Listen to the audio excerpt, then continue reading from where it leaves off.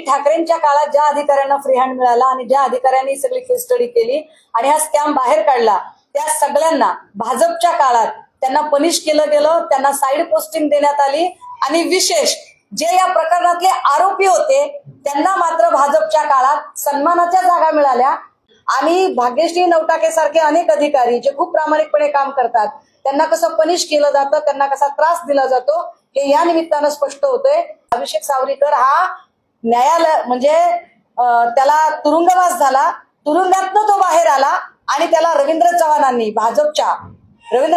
त्याला भाजपमध्ये प्रवेश दिला। भाग्यश्री नवटाके सारख्या अतिशय कर्तव्यदक्ष अधिकाऱ्याने एक मोठं स्कॅम बाहेर काढलं, ज्या स्कॅमला नॅशनल लेवलला बेस्टेस्ट केस सॉल्व्ह करण्याचा अवॉर्ड मिळाला। विशेष या केस स्टडी मधली बघा ही तारीख बघा, याचं प्रेझेंटेशन जे नॅशनल लेवलला झालंय टीईटी एक्झाम 2018 आणि 19। तर हे टीईटी एक्झाम 2018 आणि 19 ज्याची प्रक्रिया साधारणतः 16 पासून सुरू होते कंत्राट देण्यापासून, हे सगळंच्या सगळं काम 2018 आणि 19 हे सगळं काम देवेंद्रजी तुम्ही सत्तेत असताना, तुम्ही गृहमंत्री असताना झालंय।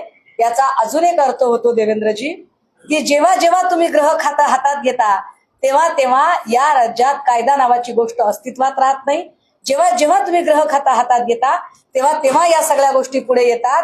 विशेष या सगळ्यांमध्ये म्हणजे तावडेंनी प्रितीश देशमुखला एका बॅन केलेल्या कंपनीला कंत्राट द्यावं यासाठी तावडेंना शिफारस कुणी केली याचं उत्तर एकदा तुम्हीच द्या।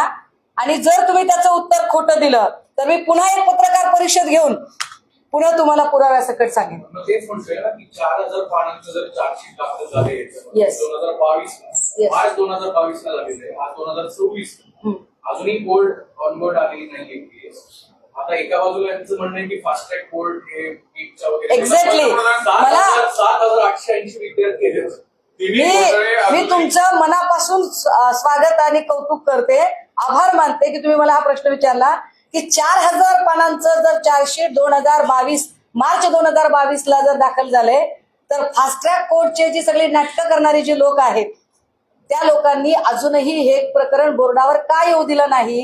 कारण हे प्रकरण जर तात्काळ बोर्डावर आलं असतं तर अनेक विद्यार्थ्यांचं भविष्य जे या परीक्षेच्या निमित्ताने टांगणीला लागलं किंवा नंतरच्या परीक्षा लांबणीवर गेल्या त्यामुळे अनेक विद्यार्थी यजबार झाले। त्या सगळ्या विद्यार्थ्यांना कदाचित आपलं भविष्य वाचवता आलं असतं पण ते झालं नाही। मला वाटतंय या प्रश्नाचं उत्तर सगळ्या स्वायत्त यंत्रणा आपल्या दरबारी बांधील ठेवणाऱ्या भाजपच्या लोकांना विचारलेलं जास्त खरं। ज्या भाग्यश्री नवटाकेंचं तुम्ही नाव घेतलं ते डायरेक्ट आयपीएस आहे, चंद्रपूर गोंदियामध्ये असतं। हा सगळा प्रकरण झाल्यानंतर बीएचआर प्रकरणात त्यांच्यावर गुन्हा दाखल करण्यात आलाय।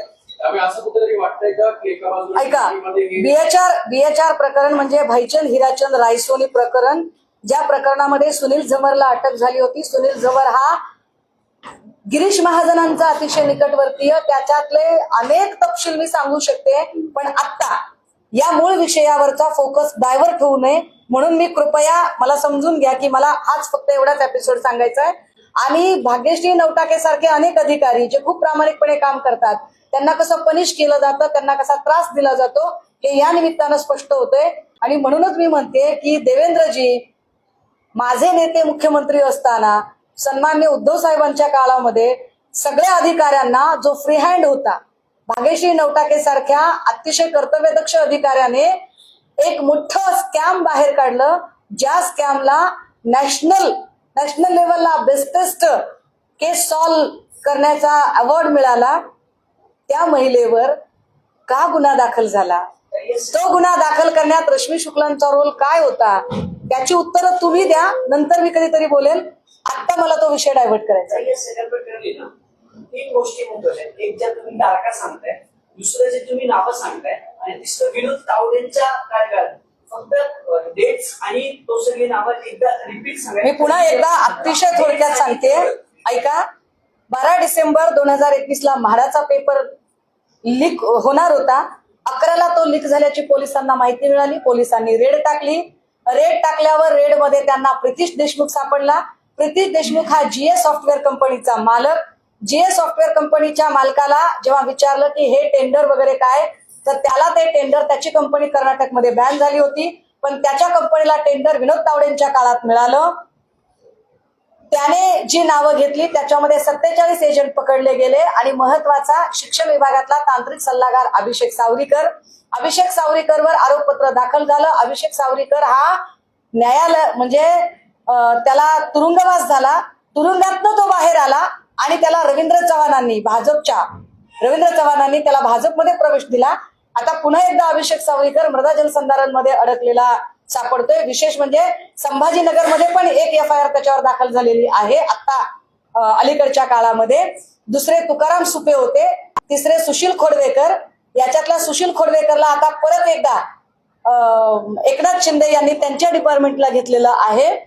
म्हणजे जो एक मोठा पेपर फुटीचा घोटाळा सन्माननीय पक्षप्रमुख उद्धव साहेबांनी बाहेर काढला, नुसता बाहेर काढला नाही तर याच्यात अधिकाऱ्यांना इतका फ्री हँड दिला की त्यांच्याच पक्षाचे मंत्री अब्दुल सत्तारांची मुलगी सुद्धा चिटिंग करून पास झाली हे लक्षात आल्यानंतर आणि पोलिसांनी हे लक्षात आणून दिल्यानंतर कुणालाही सोडू नका असं सांगत त्या 3,500 विद्यार्थी जे ब्लॅक लिस्टेड केले, जे नोकरीला लागले होते, त्यात अब्दुल सत्तारांची सुद्धा एक मुलगी होती.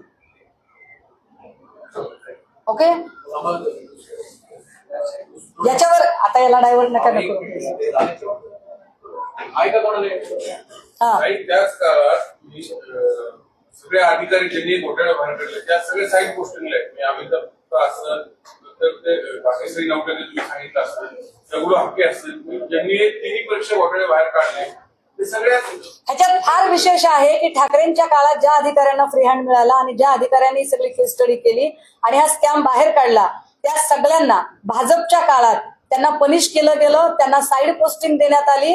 आणि विशेष जे या प्रकरणातले आरोपी होते त्यांना मात्र भाजपच्या काळात सन्मानाच्या जागा मिळाल्या आणि भाजपने स्वतःमध्ये सामावून घेतलं. भाजपच्या वॉशिंग मशीन मधनं अभिषेक सावरीकर धुवून स्वच्छ बाहेर काढला आणि सावरीकर आणि त्याला परत एकदा भाजपमध्ये घेतलं गेलं. अधिकारी सुशील खोडवेकरला सुद्धा वॉशिंग मशीन मधनं बाहेर काढलेलं आहे. ही सगळी अधिकारी विनोद तावडे शिक्षण मंत्री असतानाच नेमलेली होती का? नाही, असं म्हणता येणार नाही. कारण बघा, याच्यामध्ये खोडवेकर हे डायरेक्ट IAS ऑफिसर आहेत, तुकाराम सुपे हे मला वाटतं MPSC थ्रो आहेत आणि तांत्रिक सल्लागार असणारा जो माणूस आहे तो क्लिनिकल मधला माणूस होता, सावरीकर जो होता तो. पण यांच्या नियुक्त्या कधी कधी झाल्या होत्या ते नाही, परंतु ह्याच्यातलं जे कंत्राट आहे प्रतीश देशमुखचं, जे मेन गोष्ट आहे, ते कॉन्ट्रॅक्ट मात्र तावडेंच्याच काळात मिळालं होतं आणि ती कंपनी बॅन असताना ते कॉन्ट्रॅक्ट दिलं. ते कॉन्ट्रॅक्ट तावडेंनी का दिलं? दुर्गेश पाटील नावाच्या माणसाचं कॉन्ट्रॅक्ट का नाकारलं? दुर्गेश पाटीलची सुद्धा कंपनी या क्षेत्रात काम करत होती. याच्यातली अनेक नावं मी सांगू शकते.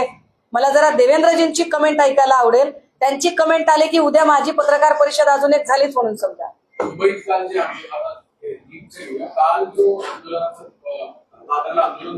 या प्रकरणातला ज्या महिलेचा विनयभंग केलेला आहे याच्यामध्ये देवेंद्र फडणवीसजी, तसेच विधान परिषद उपसभापती अहिरजी आणि राज्यपाल महोदय या 4ही लोकांना मी काल मेल टाकले होते. त्याच्यातनं आणि काही अधिकाऱ्यांकडनं जेव्हा माहिती मिळाली त्याच्यानुसार हा जो माणूस आहे हा कॉन्स्टेबल असल्याचं कळतंय आणि हा काय म्हणतात त्याला मिल्स स्पेशल नावाची जी पोलिसांमधली जी एक शाखा असते मिल स्पेशल म्हणून, त्या मिल स्पेशल मधला हा कॉन्स्टेबल असल्याची माहिती मिळत आहे. पण तरी सुद्धा याच्यात अजून माहिती मिळवली जाईल. आता यावर भाजपचे जे काही बोलघेवडे आहेत, देवेंद्रजींच्या भाषेत त्यांनी प्रतिष्ठित केला शब्द भाडेकेटट, भोंकणेवाले वगैरे. तर देवेंद्रजी जसं सांगतात तसे त्यांच्या पक्षातले जे भोंकणेवाले आहेत ते असं म्हणतात की तो पोलीस नव्हता.